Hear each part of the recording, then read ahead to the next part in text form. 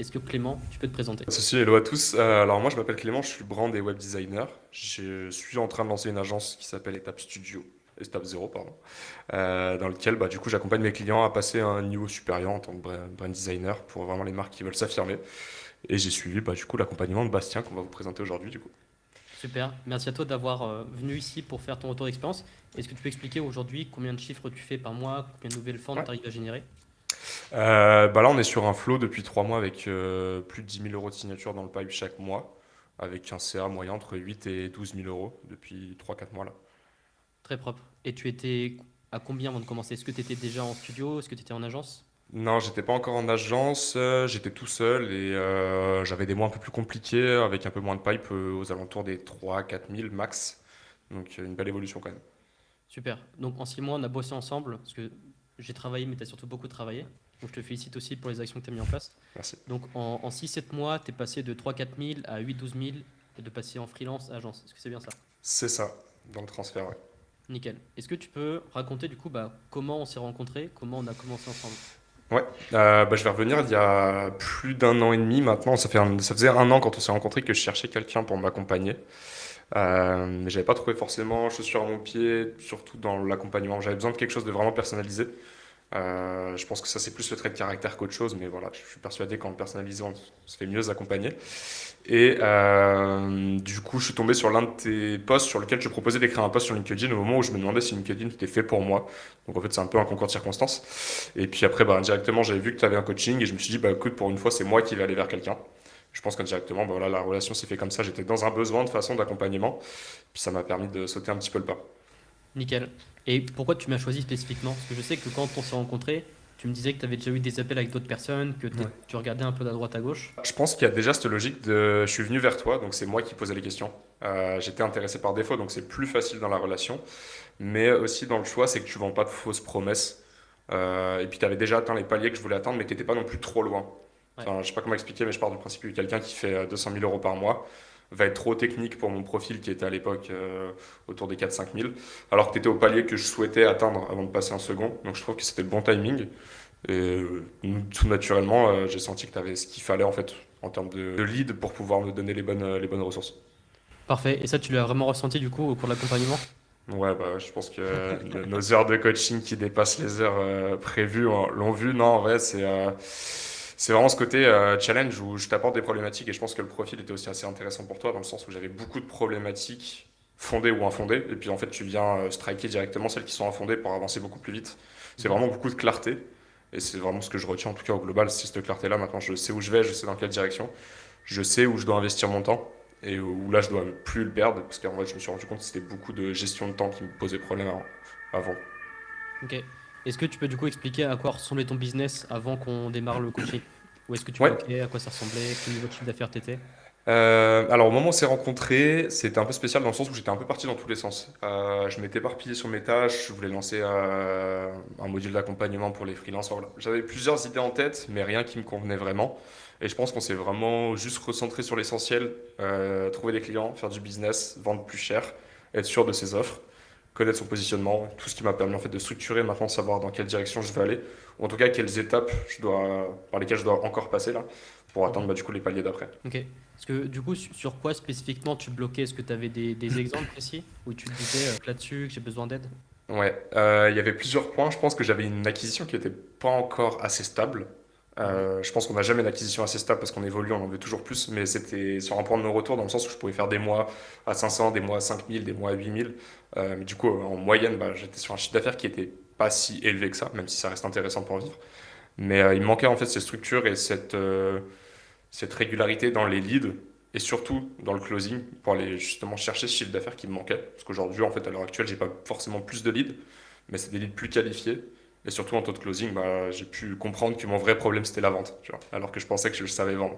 Et du coup, qu'est-ce qu'on a mis en place ensemble? Est-ce que tu as des exemples de sur quoi on a bossé, Ouais, carrément. Ce qui m'a marqué le plus et où j'ai vu la plus grosse différence tout de suite, c'était pas forcément sur l'acquisition, parce que c'était un sujet qu'on avait déjà bien bloqué ensemble. Mhm. Étant donné que je fais mon acquisition sur Instagram, j'avais déjà pas mal de pipe. Mais c'était vraiment sur le closing où je perdais beaucoup trop de chiffre d'affaires avec des deals pas signés. Parce que j'avais pas forcément de process. Et du coup, le fait de travailler cette mind map qu'on a fait ensemble avec, voilà, on envoie du lead sourcing en amont, on envoie des vidéos entre les deux appels, on fait vraiment un process clair Je sais exactement là où ça pêche et je sais exactement l'état émotionnel de mes prospects, même si on travaille encore, pour aller vraiment chercher ces quelques milliers d'euros qui me manquaient en fait, où j'avais déjà le pipe pour pouvoir les atteindre. C'était vraiment la vente qui a vraiment tout changé. Ouais. Parce qu'en soi, c'est vrai que quand tu nous as rejoints, enfin quand j'ai commencé à te coacher, tu avais quand même de l'acquisition. Tu étais déjà très bien lancé sur Instagram, tu crées pas mal de contenu et tu as quand même pas mal de résultats. Tu avais des vraies indications de réussite qui étaient marquées. Donc on a structuré tout ça et ce qui permet de cibler des plus gros profils, d'avoir un vrai système de structuration qui, toi, à mon avis, te prend moins de charge mentale et c'est plus rapide à traiter tes prospects derrière, quoi. Ouais, bah c'est surtout aujourd'hui un prospect qui est pas qualifié, je le ressens tout de suite. Je perds pas de temps forcément avec lui, sans être forcément qualificatif tout de suite, mais je veux dire, je sais là où je dois mettre l'effort. Mm. Juste en analysant un petit peu plus les états émotionnels des prospects, j'arrive à savoir si c'est des prospects qui sont intéressants pour moi et pour mon activité, et ceux qui vont être entre guillemets secondaires, où je vais fournir le moins d'efforts pour pas me fatiguer, quoi, tout simplement. Ouais, super. Est-ce que tu avais des a priori sur le coaching ou pas du tout? Étant donné que c'était le premier, je pense que pour toutes les personnes qui regardent et qui se posent la question, le premier, il est jamais simple parce qu'on donne sa confiance, entre guillemets, à quelqu'un. Mais en fait, je le vois plutôt comme aller chercher une expertise que j'ai pas forcément en accélérateur. Mm. Donc, j'avais pas forcément de crainte plus que ça. C'était juste le fait de passer à l'action pour la première fois, je pense, un peu comme tout premier coaching. Donner cette confiance-là et savoir si l'investissement de départ que je vais miser, est-ce que je vais m'y retrouver dessus, tu vois. C'est vraiment la question forcément que tu te poses. Ouais, c'est normal. Et du coup, en termes d'expertise, est-ce que sur quoi tu as retrouvé cette expertise que tu recherchais? Est-ce que tu l'as retrouvée sur plusieurs domaines? Est-ce que sur un domaine spécifiquement où tu t'es dit, ouais, franchement, la Bastien, il m'a bien aidé là-dessus? Est-ce que tu as des exemples? Je sais qu'on a pas mal travaillé le copywriting, mine de rien, mais après c'est ton expertise source aussi sur ton autre agence, donc c'était Ouais. bon à prendre. Mais c'est surtout ouais, sur la vente, la psychologie des prospects, la vente, je sens que j'ai fait vraiment un gap là-dessus, dans le sens où aujourd'hui, là je sors tout juste une proposition avec mon développeur, on était à plusieurs dizaines de milliers d'euros, sans aucune pression, parce qu'en fait je sais que ce type de profils-là sont dans l'attente de propositions pareilles. Et du Mm. coup, que je suis en mesure de fournir du coup, cette prestation-là. En fait, c'est vraiment de l'état émotionnel. Quand tu te sens en confiance, je pense que tu sais ce que tu fais, tu contrôles, et du coup, tu te sens en confiance, et indirectement, tu peux te valoriser beaucoup plus. Parce Ouais. que la personne en face se sent maîtrisée par rapport à ce que tu peux lui proposer. À 100%, tu peux augmenter tes prix, les assumer plus facilement derrière, et tu C'est closes ça, ouais. directement et tu trouves ça normal, quoi. C'est moins problématique. En tout cas, il y a moins cette peur de est-ce que ça va passer, est-ce que ça va pas passer. Ou en tout cas, si c'est le cas, je sais pourquoi maintenant. Ouais, c'est Peut-être que cool. c'est le profil qui n'était pas assez qualifié, peut-être que c'est moi qui ai fait une erreur de qualification. Enfin voilà, au moins je sais identifier ce pourquoi ça ne marchait pas, alors qu'avant j'étais plus dans l'attente de je comprenais pas. Et justement, est-ce que tu as des exemples de deals que tu as signés grâce au coaching ou de paniers que tu arrives à atteindre aujourd'hui? Ouais, je pense qu'un petit peu tous depuis qu'on suit, en tout cas qu'on a travaillé vraiment ce parti coaching, dans le sens où indirectement la vente, une fois que tu l'apprends, tu l'appliques automatiquement et après tu la fais évoluer au fur et à mesure. Donc je pense que tous les Ouais. deals que j'ai pu signer, indirectement, sont grâce au coaching. Il y en a peut-être certains que j'aurais signés. Mais en tout cas, on avait calculé le taux de conversion ensemble. Je suis passé d'environ 45% à 65-70%. Donc c'est ce 30% là en fait que je suis allé chercher et qui a influencé sur le chiffre d'affaires. Et vu que c'est des prospects qui sont plus qualifiés, directement doubler plus ou moins le chiffre d'affaires. C'est cool. Est-ce que tu veux donner des exemples de chiffres ou pas? Ouais, on peut. Là, ce mois-ci, j'ai signé deux gros deals. Deux à 12 000 à peu près. Donc sur un D'accord. accompagnement brand plus web. Sur des univers complètement différents. Donc ouais, non, ça fait des beaux taux de signature. Ouais. Ouais. Après, encore une fois, tu as des équipes, donc c'est pas 24 000 euros dans la poche de Clément pour éduquer un peu. Mais en tout cas, ça reste des très beaux chiffres dans ta poche après la marge soustrait, Ouais. quoi. Ouais, très propre. Et c'est quoi le déclencheur où tu t'es dit, bah ok, franchement, là, j'envisage vraiment de prendre un coach? Parce que tu sais, il y a plein de freelances qui choisissent de se débrouiller tout seuls toute leur vie, même des gens qui passent en agence toute seule, tu vois. Alors le vrai facteur, je pense qu'il est plus personnel que business, c'est que je savais que j'avais beaucoup de potentiel, sans me jeter forcément des fleurs, mais je sentais qu'il y avait quelque chose à faire, mais je trouvais pas forcément la solution. Et je pense qu'après cette phase-là où on s'est rencontrés en septembre et l'été, j'ai testé pas mal de choses. Je me suis dit ok, il faut que je me concentre vraiment sur ce que je fais de mieux, c'est-à-dire livrer mes clients et donner de la valeur. Et du coup, on a orienté beaucoup plus sur ces clés que j'avais pas, donc la vente, l'acquisition, le copywriting. En fait, c'est aller cibler ce que je ne voyais pas, donc aller un peu au-delà du cocon auquel tu t'enfermes. Ouais, Mais c'est vraiment ce point-là de je sens que je peux faire quelque chose, mais j'ai pas les clés pour les faire, donc en fait, ça devient naturel de payer un accompagnement pour obtenir ces clés-là. Parce qu'on se dit, en fait, je vais avancer beaucoup plus vite, et c'était le cas, donc une bonne ouais, chose. 100%. Et en fait, tu es venu surtout avec la bonne intention. Parce qu'il y a des personnes qui sont au plus bas et qui se disent ok, je fais all-in dans un accompagnement, et ils espèrent passer de 0 à 10 Ouais. en un mois, tu vois. Alors que toi, tu es vraiment venu avec l'intention de ok, j'ai des points flous, je manque de clarté, je viens chercher une expertise que je n'ai pas, et au final, l'accompagnement, tu en as profité à 100%, tu as reçu ce que tu es venu chercher. Et moi, c'est pareil, tu vois, j'ai investi 32 000 euros dans des formations, des accompagnements, des coachings, dans de la vente, dans de l'acquisition, dans du marketing, sur du mindset, tous les pieds business qui existent. Pour ça aussi que j'ai évolué vite. Mais c'est vraiment que l'intention de, ok, je viens chercher pour un truc que je n'ai pas, et je vais le mettre en place, je vais apprendre, je vais monter en compétence dessus. Et c'est grâce à ça, derrière, c'est le mindset-là que tu as les meilleurs résultats. Ouais, carrément. Et puis je me rappelle d'un point que je t'avais dit pendant notre premier appel, je crois, et je pense qu'il y en a beaucoup qui vont s'identifier, c'est que j'avais déjà un revenu qui était suffisant pour vivre, dans le sens où j'ai terminé l'année à 50 000 euros en 2025. Mais je me rappelle, je t'ai dit une phrase où je savais que je pouvais retomber facilement dans la barre des 20-30 000 si je structurais pas parce que je sentais que c'était trop fragile. Ouais, 100%. Parce que c'est Ça, bien de faire un mois à 5-10K, ouais, mais le plus important, c'est de le faire tous les mois, tu vois. ouais, c'est ça. C'est ça le vrai challenge. Et est-ce qu'il y a un truc qui t'a particulièrement marqué dans le coaching, un truc que tu as aimé profondément? Euh, Ouais, on va dire quand t'es plus ou moins clivant, c'est-à-dire quand il faut passer à un autre sujet, on passe à un autre sujet. Moi, j'ai tendance à un peu traîner tout le temps sur les mêmes choses ou vouloir aller chercher toujours plus loin, mais en fait, quand c'est le débat, il est clos, il est clos. Ouais, j'ai pas d'exemple concret, mais je sais qu'il y a plusieurs fois où je te proposais des idées et tu me bâchais, entre guillemets, pour me dire, bah non, ça sert à rien de le faire tout de suite, donc on va le faire pour plus tard. Ouais, C'est surtout tout ce côté structurel. Maintenant, je sais, il y a plein de trucs que j'ai appris que je connaissais pas. C'est surtout ça sur la structuration, déléguer, faire une offre, des SOP. Enfin voilà, tout structurer tout le processus de recrutement, de délégation aussi. Donc ouais, non, il y a trop de points. C'est plein de ouais. petits points cumulés surtout. Je dirais que c'est sur le cadrage. En fait, c'est le mot qui me vient en Ouais, tête. Parce que les freelances, ils manquent de clarté, ils n'ont pas de recul. C'est pour ça aussi que les coachs prennent des coachs. Parce qu'en fait, quand on est dans le business, on manque tous de recul et on a tendance à s'éparpiller. Alors que le plus important pour vraiment évoluer, c'est de mettre son énergie aux bons endroits. Et c'est comme ça que tu vas accélérer et ouais. avancer plus vite en fait. C'est de travailler sur les vrais bons trucs. Donc c'est vraiment le cadrage. Ok, bah super. Est-ce qu'il y a un truc qui t'a surpris particulièrement dans l'accompagnement ou pas? Non, parce que je m'attendais à ça, pour être Ok. honnête. Agréablement surpris plutôt que déçu. Enfin, tu vois, c'était l'attente d'être déçu, mais agréablement surpris, parce que c'est exactement ça à quoi je m'attendais. Mais du coup, il n'y a rien qui m'a forcément surpris. Alors, je vais mettre un disclaimer en mode, je suis pas venu chercher un chiffre d'affaires par défaut, je suis venu chercher de la structure et ça a apporté le chiffre d'affaires. Donc en fait, je pense que j'avais la bonne mentalité par défaut pour avoir ce dont j'avais besoin. En fait, aujourd'hui, je ferais le même chiffre d'affaires, mais avec beaucoup plus de stabilité et moins de travail et plus de vision. J'aurais quand même, pour moi, rentabilisé l'accompagnement parce que j'y verrais beaucoup plus clair. C'est vraiment ça que j'étais venu chercher. Ouais, 100%. Et qu'est-ce que tu fais aujourd'hui que tu faisais pas avant, que tu n'étais pas capable de faire? Organiser, mais ça paraît peut-être tout bête, mais consacrer réellement du temps à ce qui rapporte de la valeur et avoir cette vision dans le business, en dehors du business, donc créer de la valeur pour mon entreprise et créer de la valeur pour mes clients, qui sont deux trucs complètement différents, que j'arrivais pas forcément à dissocier avant, même si j'ai toujours eu cette vision-là, mais j'arrivais pas à vraiment la mettre sur papier. Là, Mhm. aujourd'hui, je sais que je consacre des temps à de la création de contenu pour développer l'acquisition et du temps pour mes clients. Donc c'est vraiment structurer le temps que je passe. Et on va dire que je travaille quand même moins qu'avant, en Ok. gagnant plus. Donc c'est un petit luxe. Ça veut pas dire que je travaille très peu. Mais là où avant je pouvais faire des samedis dimanches aussi en affilée, là j'ai mes semaines qui sont certes remplies, mais j'ai du temps libre. Et ça va avec la qualité des prospects, dans le sens où un prospect plus qualifié demande moins de présence. Donc, c'est un petit peu l'ensemble de tout, quoi. Ok. Mais justement, qu'est-ce qui a changé si tu travailles moins mais que tu gagnes plus? Qu'est-ce que tu fais différemment aujourd'hui? Ah, bah j'ai plus de temps perso déjà. Et dans le business en lui-même, j'ai vraiment ce cadrage d'emploi du temps où je sais que bah, mes mercredis après-midi c'est du tournage, le lundi c'est du tournage, le reste c'est de la livraison client. Après je me focus. J'ai vraiment des tâches dédiées dans l'emploi du temps que j'essaye de suivre, même si c'est pas toujours simple.